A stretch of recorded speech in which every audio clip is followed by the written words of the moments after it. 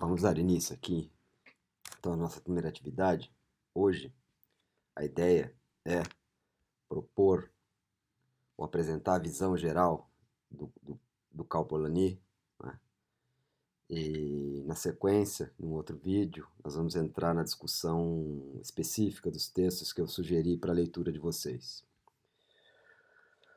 Qual é o ponto ou o elemento básico da visão do Polanyi? É a ideia de que existem diversas formas de integração social e a integração pelo mercado é apenas uma dentre várias, né? Esse é o ponto de partida e o argumento básico de que ele parte. O que mais ele vai dizer? Ele vai dizer que o sistema de mercado e a economia de mercado, sinônimos, são elementos novos, né? Mas que parcialmente foram sendo constituídos parcialmente e de forma descontínua entre os séculos 17 e 19, né? Mais ou menos esse é o período de constituição de uma economia de mercado, né? O fato, então, ele enfatiza bastante o caráter parcial e descontínuo. O que isso quer dizer? Isso não tomou o conjunto da sociedade e não foi feito de uma vez só, né? Foi aos trancos e barrancos, né? Avanços e retrocessos. Agora, o que seria basicamente a ideia de uma economia de mercado ou de um mercado autorregulado, né? Essas coisas também podem ser entendidas como sinônimos. Toda renda deriva necessariamente da venda de alguma coisa. Ou seja, todo vendedor é comprador, todo comprador é também um vendedor. Seja a venda, né, o aluguel da força de trabalho ou a venda dos seus produtos. Nesse sentido, toda e qualquer transação abarcada pela economia passa a ser articulada pela via de um mercado e esses elementos, né, vão receber um preço, né, que reflete em algum grau, né, a oferta e a demanda. O que seria, se nós pudéssemos imaginar isso em forma pura, uma economia de mercado? Ela teria que funcionar integralmente sem interferências externas e os preços deveriam se autorregular totalmente. Em uma economia de mercado, né, todas as transações acabam se convertendo em transações monetárias, ou seja, todas essas transações precisam ser intermediadas por um meio de intercâmbio, uma moeda, né, no caso. E uma moeda muito particular, que é uma moeda que vai reunir três funções, né, necessariamente três. A moeda, dentro do sistema capitalista, ou da economia de mercado capitalista, tem três funções. A primeira e a mais básica dela é operar como veículo das trocas, ou seja, você troca as coisas, né? Você vende o seu trabalho, você produz coisas, recebe moeda, e essa moeda é que vai fazer com que você obtenha produtos de outras pessoas que também desejam a moeda. Então, essa função básica da moeda, né? Essa função é universal, né? Em todos os sistemas, a moeda é o veículo das trocas, embora nos sistemas não capitalistas as trocas incidam sobre poucas atividades humanas. A segunda é que a moeda deve garantir alguma reserva de valor. O que é isso? Você precisa preservar o valor de compra da moeda em algum grau, né? Imagina, se você tivesse, por exemplo, ao invés de moedas, como nós conhecemos, o meio de troca fosse a banana. A banana, ela vai amadurecendo até um ponto que ela apodrece. Ou seja, por muito tempo, né, você não pode segurar a banana, você vai ter que gastar ela em algum momento. A habilidade da moeda, então, preservar o seu valor, né, ela é fundamental para garantir uma sociedade de trocas, né? A inflação é precisamente a corrosão, né, dessa capacidade de preservar o valor, né? E um terceiro elemento, ou uma terceira característica, né, na verdade, é que a moeda opera como um indexador geral das relações econômicas. Ou seja, você pensa no preço de uma coisa, você pensa em termos de moeda, né? Portanto, ela vai indexar, por exemplo, bananas, tomates, aviões, férias, né? Tudo isso você faz um cálculo, né? Traduz em moeda e consegue comparar coisas que são muito dessemelhantes, coisas muito diferentes. Então, né, esse aspecto básico dessa moeda que congrega três funções, né, é fundamental para uma economia de mercado. E aqui nós já podemos introduzir uma diferença significativa desse tipo de economia, que ela envolve o quê? A articulação pelo sistema de trocas e pela moeda, em algum grau, de esferas de intercâmbio, ou seja, esferas de sociabilidade, né, que até então permaneciam separadas. O movimento da sociedade comercial capitalista, o movimento do mercado capitalista, envolve articular esferas distintas da vida. Sociedades não capitalistas, de um modo geral, separavam essas esferas. A esfera do prestígio, a esfera da obtenção de recursos essenciais, a esfera do convívio, o casamento. Cada uma dessas instâncias da vida tinha regras, formas de articulação distintas, e se existisse alguma coisa que possibilitasse a troca desses bens, né, ela não podia ser transposta para uma outra esfera, né? As esferas então tinham os seus próprios meios de intercâmbio. Imagina, uma sociedade como essa restringiria demais o alcance do mercado. Então, o ponto básico, talvez, e o decisivo, é que a tendência é sempre ir articulando as diversas esferas da existência humana pelas trocas erradicadas e indexadas pela moeda. Então, nós não teríamos uma economia de mercado, no sentido forte, sem esse tipo de moeda que congrega dentro dela três funções. Agora, estamos aqui discutindo, né, em termos formais e o resultado parcial, né, de um longo processo.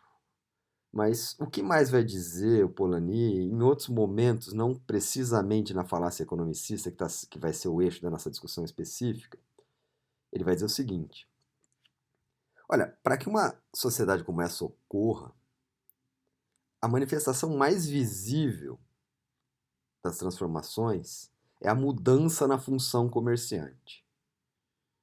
O que ele quer dizer com isso?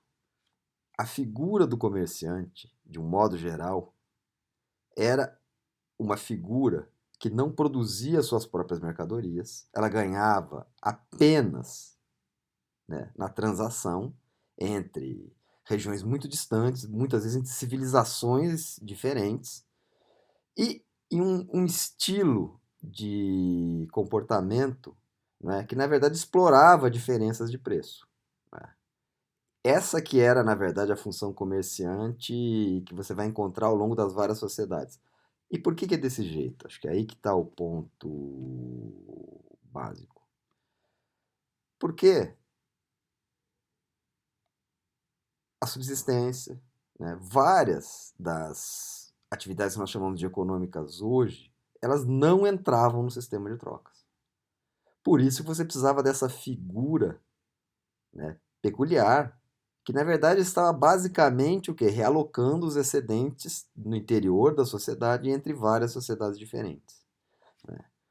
O que vai dizer o Polanyi? Veja, é diferente porque na sociedade de mercado, todo mundo tem que assumir também a função comerciante. É evidente que existem o que nós chamamos de comércio, os comerciantes. Né? O cara da vendinha. Agora, o ponto é o seguinte: todo mundo é comerciante no sentido de ter que vender algo para poder comprar uma outra coisa. Né? Quando você for um economista, você vai vender basicamente o quê? Os seus serviços. Alugar, né? Quando um sujeito produz, por exemplo, é um pequeno produtor de alimentos, ele é também comerciante de alimentos. Todo mundo, então, em algum grau numa sociedade comercial, é sempre vendedor e também comprador, como disse lá no começo aqui da nossa conversa. E mais, né? E essa é uma transformação interessante que nem sempre se atentam para o pensamento do Polanyi. Você precisa transformar as crenças do homem. Ele tem que acreditar, por exemplo, que a natureza é um depositário de bens que ele pode dispor a seu próprio prazer. Ou seja, que a natureza é, ou ela representa, um conjunto, na verdade, de mercadorias, que ele vai chamar de mercadorias fictícias, porque, na verdade, isso não é do homem, não foi o homem que fez, entendeu? Mesmo quando ele transforma a natureza, ela não é integralmente dele, né? Então, a primeira grande mercadoria fictícia é a natureza. Outra é o próprio homem, né? O homem tem que ser venal. É a discussão, se você pegar a discussão marxista sobre a constituição da força do trabalho. O que vai insistir o Polanyi? Os homens têm que se enxergar e enxergar os outros também em algum grau como mercadoria, né? Que é uma mercadoria fictícia. É porque o trabalho, vai insistir ele, é uma atividade geral, né, que envolve a estética, os prazeres, ou seja, é quase que a existência humana. Então, quando isso vira uma mercadoria, isso é uma concepção muito peculiar, né? E nada próximo do universal. E o dinheiro mesmo, quando ele é entendido como uma mercadoria, né? Uma mercadoria muito sui generis, né? Porque a moeda é, como vimos, o intermediário das trocas, mas entender o dinheiro como uma mercadoria é também uma terceira forma fictícia, ou eu diria fetichista, para se aproximar da discussão ou diálogo com o marxismo. Então, esse é o ponto básico, né, do nosso amigo. O que ele está propondo, então? Ele, Polanyi. Ele está enxergando essa constituição da economia de mercado como um movimento impulsionado pelo Estado, ele vai dizer, né? Veremos com um pouquinho mais de calma, com mais detalhes, que em algum grau engloba ou vai englobando todas as dimensões da vida humana e da natureza, né? E isso só aconteceu dessa forma, vai insistir ele, porque a sociedade comercial que foi surgindo ao longo do século XVI e XVII, ela começou a repousar num sistema de máquinas, né, crescentemente articuladas, que produziam de acordo com o ritmo dos investimentos. Então veja, quando você acelerou a produção humana, orientada para a acumulação de riqueza, isso foi dando um dinamismo crescente a essa sociedade de mercado e foi aumentando a pressão sobre a natureza e a pressão sobre o homem. Então, em algum grau, não é, o que ele está querendo insistir é que a sociedade comercial moderna, ao se articular um sistema fabril subordinado à acumulação, né, a acumulação orientada sempre para a acumulação, começou a transformar significativamente o cotidiano e as formas de vida das pessoas. Bom, podemos passar agora, então, a uma discussão mais centrada no texto, a falácia economicista, né? Então, recapitulando aqui, né? O argumento básico desse texto, que é expresso logo no início, é que o Polanyi vai insistir que o maior obstáculo à compreensão dos meios de vida é livelihood. A subsistência fica uma tradução que não é excelente, não é muito boa, mas é muito difícil achar uma outra, né? Mas é isso que ele está querendo dizer, veja. O maior obstáculo à compreensão dos meios de vida do homem é um hábito do pensamento forjado nas sociedades industrializadas do século XIX, na verdade, precisamente entre 1815 e 1845. Ele vai dizer a mentalidade de mercado. Isso é chave. Veja. Hábito do pensamento. Essa é a expressão. Um hábito do pensamento foi sendo constituído nesse período. Hábito envolve formalizações, né, e envolve padrões de vida. Logo, não é a ideia de você simplesmente lançar como seria uma sociedade de mercado. As pessoas têm que estar vivendo em algum grau sobre as pressões desse tipo de sociedade. Foi exatamente o que a industrialização ocasionou, né? Ela criou, então, hábitos de pensamento, né, que se consubstanciam numa mentalidade de mercado. Tem um texto muito interessante, a nossa obsoleta mentalidade de mercado, que também esse tema é abordado. E aí ele vai dizer, né, como é que a gente vai destruir esse hábito do pensamento? Se a gente levar em conta que a reprodução material da sociedade, ou seja, os meios de vida humanos, né, ocorrem de diversas maneiras, diversas. Eu citei nas nossas aulas presenciais algumas delas, né? E a grande falácia envolve, então, o quê? Primeiro, acreditar nessa mentalidade de mercado como a norma do nosso presente e a ideia que não há alternativas a ela. A segunda é classificar e medir todas as sociedades existentes a partir desse critério, entendidas então como sociedades incompletas.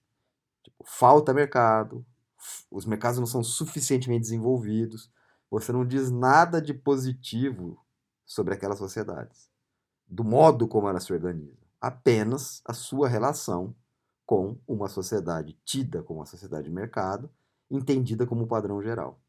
Então, aí é que é a questão base dele, né? Esse hábito do pensamento deforma não só a nossa sociedade, né, o seu potencial e tudo mais, como ele penetra e altera o modo como nós vamos percebendo as outras formas de vida concretas. Sociedades que existiam e sociedades que ainda existem, né, embora cada vez mais raras, né, à margem da sociedade de mercado. E o elemento básico dessa falácia, e aí é o ponto-chave, é uma espécie de identidade entre comércio e mercado. Mercado não é idêntico a comércio. O mercado, como já foi sugerido há pouco, é um tipo muito especial de intercâmbio, né, sinalizado por preços autorreguláveis. Comércio é diferente. O comércio envolve formas de intercâmbio muito distintas da do mercado. Uma das formas mais convencionais é a ideia de simetria, ou seja, sociedades que, por exemplo, têm um componente ligado à caça e um componente ligado à agricultura. Veja, por que elas são simétricas, né? Como as trocas se esgotam somente nesse espaço, é raro o contato com mercadorias. O correto nem seria falar mercadorias, seria falar produtos. Mas vou falar mercadorias para simplificar, vindas de outros povos. Se o braço ou a dimensão da agricultura eleva, digamos assim, o seu produto, os caras não vão ter ganho adicional nenhum com isso. Por quê? A oferta da outra ponta, né, não vai variar, né? E não tem como explorar, assim, no sentido que nós entendemos hoje, uma metade sobre a outra, né? Então, economias simétricas têm essa característica. E mais, né, o sistema de trocas dificilmente envolve preços, né? Eu estou dizendo aqui, hipoteticamente, se envolvessem, o que aconteceria se um lado fosse mais produtivo? Os seus preços cairiam, os seus lucros, né? E a ideia de lucro ainda aqui, tá, entendeu? É uma ideia fora do esquadro, né? Não é uma ideia correta, se neutralizariam, não seriam maiores que a outra ponta. Então, economias simétricas, na verdade, operam dessa natureza. Outro sistema muito comum são os sistemas mutualistas, né? Onde, na verdade, as pessoas trabalham por mutirão, compartilhando os bens fundamentais, o arado, replantando as sementes. Então, veja, e mais, a forma comercial mais típica, quando envolvia moeda, era o comércio entre povos muito distantes, né, que só se conectavam pelo mercador, pelos grandes mercadores, e esses grandes mercadores não conseguiam penetrar em nenhuma dessas sociedades, né? Eles eram quase como párias de todas as sociedades, então eles ficavam pairando entre as civilizações e operando o quê? Trocas entre elas. Isso não configura uma sociedade de mercado. E falta ainda um ponto que também que é decisivo, né? Onde existiam preços, né? E de alguma forma sempre existiram preços. Mas esses preços nunca formavam um sistema próprio, vai dizer ele, ou seja, autorregulável, onde os preços, na verdade, vão criando uma cadeia entre eles, né? E sinalizando e, em algum grau, direcionando a produção. Por quê? De um modo geral, né, a estabilidade era a principal fonte de lucros. Os preços variavam muito pouco antes, né, de uma sociedade de mercado, né? Algumas instabilidades ocorriam, essas instabilidades eram muito mais perturbadoras do que propriamente a norma, Uma sociedade de mercado tem que conviver com preços flutuando a todo momento. Isso seria intolerável num sistema distinto da economia de mercado em que vivemos. Então, uma das transformações significativas, decisivas para a constituição do tal sistema de mercado é que preços que não oscilavam, preços que se mantinham constantes e que envolviam uma parte muito pequena das atividades humanas, passaram a ser substituídas por mercados com preços flutuantes, por que se chama fatores de produção, trabalho, terra, né? Ou seja, homem e natureza. O que então é a tal da, que é o tema do outro livro dele, A Grande Transformação? Quando um sistema de mercado, orientado por preços, passa a converter em mercadoria a natureza, o homem e também o dinheiro. Esses fatores de produção, então, passam a operar num sistema autorregulado de mercados, onde toda a renda sempre deriva da venda de alguma coisa, né? Já disse mais de uma vez, todo vendedor é também um comprador, né? E aí ele operaria, né, em grande medida apenas pela lei da oferta e da demanda, ou seja, seria um sistema autorregulado e articulado por transações monetárias a todo momento.